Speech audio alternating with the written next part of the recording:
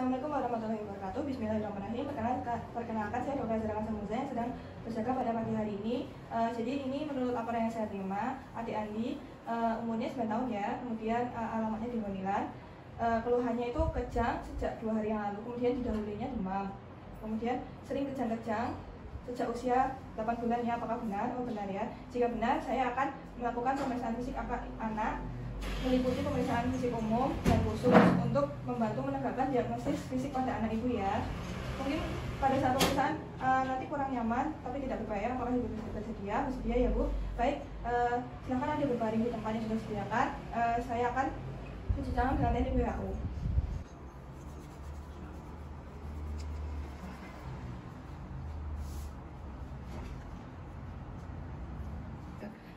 Baik, di sini saya menempatkan gigi di kanan pasien. Bismillahirrahmanirrahim. Di sini saya akan melakukan pemeriksaan pertama kesadaran, status gizi dan keadaan sakit. Di sini di adik dalam keadaan sadar, kemudian status gizi normal dan keadaan adik terlihat baik. Kemudian berat badan normal, tinggi badan normal, lingkar lengan dan lingkar kepala juga normal. Selanjutnya saya dilaporkan juga suhunya itu 39, kemudian frekuensi nadinya itu 1 kali per menit. Kemudian selanjutnya saya akan melakukan pemeriksaan keadaan kulit. Di sini keadaan kulit si adik itu berwarna sawo mata dan tidak ditemukan bercak pada kulit atau peteki. Kemudian warna rambutnya hitam, lebat dan tidak mudah dicabut. Selanjutnya saya akan melakukan pemeriksaan kelenjar limfe. Duduk dulu ya Dek. Kemudian saya akan meraba pada servikal, yaitu bagian kepala, bagian belakang lateral, dan tidak teraba pembesaran kelenjar. Selanjutnya duduk kembali ya Dek. Saya akan memeriksa kelenjar pada aksila, kemudian ditentangkan kedua tangan. Kita lihat di sini tidak ada pembesaran kelenjar. Lalu saya akan memeriksa bagian linguinal. Permisi ya Dek. Ya, kemudian kita lihat. Saya meraba, kemudian tidak didapatkan pembesaran kelenjar. Selanjutnya saya akan memeriksa otot dengan cara diraba. Kita lihat di sini ototnya normal, tidak mengalami atrofi atau hipertrofi. Lalu saya akan memeriksa tulang, sama juga dengan cara diraba. Di sini tulangnya normal, tidak ada deformitas maupun fraktur. Kemudian saya di sini akan memeriksa sendi dengan cara menggerakkan sendi secara bebas. Coba ya Dek. Kakinya juga. Oh ya Dek. Kemudian selanjutnya saya akan melakukan pemeriksaan khusus, dimulai dari kepala. Bentuk kepalanya normal, tidak mengalami mikrosefalus atau makrosefalus. Kemudian kita lihat menggunakan senter. Kita lihat di mata, bagian mata itu terdapat konjungtiva dan sklera itu normal. Kemudian di bagian hidung kita lihat tidak ada mukus atau sekret. Kemudian di bagian telinga kita lihat tidak ada serumen. Kemudian kita lihat bagian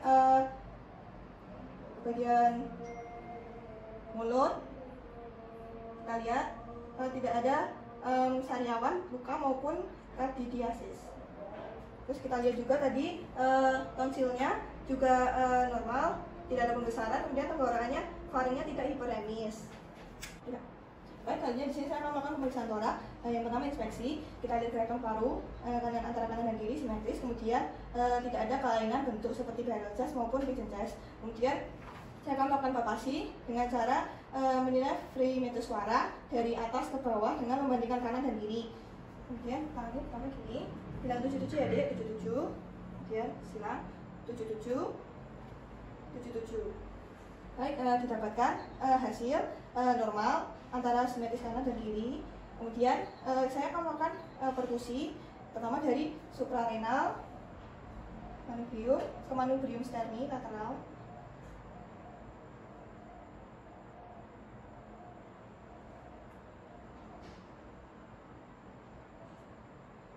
Dan kanan kiri.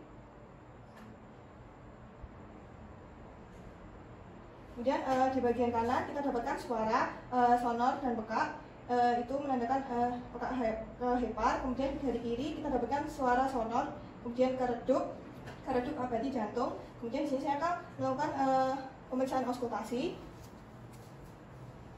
Di sini saya akan menggunakan mangkuk stetoskop. Kita bandingkan kanan dan kiri.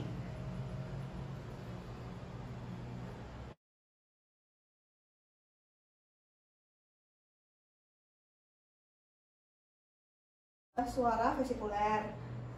Kemudian di percabangan bronkus terdengar suara bronkial. Selanjutnya di sini saya akan melakukan pemeriksaan jantung. Yang pertama inspeksi. Selanjutnya saya akan lihat denyut jantung pada apek cordis yang terletak di bawah papilla mamae. Dan hasilnya itu ada. Kemudian selanjutnya saya akan palpasi dengan cara meraba bagian apek cordis. Nah, di sini saya akan merasakan getaran pada telapak tangan saya. Selanjutnya saya akan melakukan perkusi. Saya akan perkusi dari kanan kiri. Kemudian didapatkan hasil sebelah kanan itu sonor ke peka, kemudian dari sebelah kiri itu didapatkan suara sonor ke redup. Selanjutnya saya akan melakukan pemeriksaan auskultasi menggunakan stetoskop. Kemudian gunakan yang bagian membran, mangkuk, pastikan dibuka. Selanjutnya di sini saya akan meletakkan di bagian apek terdapat katup nikel, kemudian kita geser ke SIC 4. Kita dapatkan ke SIC 4 parasternal kiri bagian tricuspid. Selanjutnya saya akan geser lagi ke SIC 2. Didapatkan di bagian parasternal kiri bagian katup pulmonal. Selanjutnya saya geser ke SIC 2 parasternal kanan. Dan yang terdapat katup aorta. Akan melakukan pemeriksaan abdomen. Yang pertama ada inspeksi. Kita lihat dinding abdomen tidak lebih tinggi daripada dinding dada. Tadinya di sini saya akan memeriksa menggunakan stetoskop yang bagian membran, pastikan terbuka. Selanjutnya dimulai dari bagian epigastриkum tengah. Kemudian geser ke kiri. Kemudian geser ke kanan. Kemudian bagian bawah juga dari tengah, kemudian geser ke kanan, kemudian ke kiri. Kemudian dari hasilnya kita dapatkan suara peristaltik. Selanjutnya saya akan melakukan pemeriksaan perkusi, apakah ada cairan pada abdomen. Jika ada cairan abdomen akan terdengar suara redup. Selanjutnya saya akan melakukan pemeriksaan palpasi. Yang pertama kita lihat dari umbilikal, kemudian ke bagian prosesus sifoideus. Tarik nafas. Saat tarik nafas, saat inspirasi tangan kita menekan perut, kemudian saat ekspirasi kita lepas. Selanjutnya sampai ditemukan batas hepar. Selanjutnya sama dari umbilikal, kemudian ke arah arcus costae sinistra dengan cara yang sama. Kemudian didapatkan tidak ada pembesaran pada lien. Kemudian di sini saya akan memeriksa pemeriksaan ekstremitas dengan cara diraba.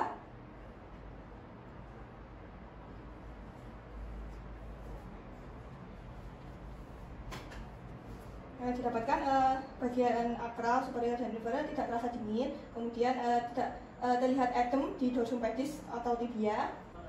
Kemudian lalu saya akan melakukan pemeriksaan langsung manual. Yang pertama saya akan melakukan pemeriksaan kaki kuduk dengan cara menempelkan dagu ke dada. Kemudian dapatkan hasil negatif karena dagu dapat menempel di dada dengan mudah. Selanjutnya saya akan melakukan pemeriksaan Buczynski 1, yaitu melakukan fleksi pada kepala sama seperti tadi, menempel ke dada sambil memperhatikan fleksi sendi panggul lutut. Kita lihat dapat fleksi pada sendi panggul dan lutut. Selanjutnya saya akan melakukan pemeriksaan Buczynski 2 dengan melakukan fleksi pada salah satu lutut secara pasif, kemudian memperhatikan apakah kaki satunya mengikuti juga fleksinya. Kita lihat ada pergerakan juga. Selanjutnya di sini saya akan menghasilkan hasil dari pemeriksaan. Yang pertama tadi kita lihat status gizinya baik, kemudian frekuensi nadi normal, frekuensi nafas normal, suhunya tinggi ya, D tadi 39 derajat. Kemudian kulitnya normal, kelenjar limpa normal, tidak ditemukan gejala pada kelenjar, otot tulang dan sendi normal, tidak ada kelainan. Selanjutnya tadi kepala dan lehernya normal, torak meliputi dinding dada, jantung dan parunya normal. Kemudian abdomen meliputi hati, liang, dan ginjal normal, tidak ditemukan pembesaran. Selanjutnya ekstremitas normal, kalau tidak terasa dingin atau tidak ditemukan edem, dan rangsang meninggal negatif. Selanjutnya saya bisa dipakai kembali ya bajunya adik. Kemudian saya akan mencuci tangan menggunakan teknik WHO.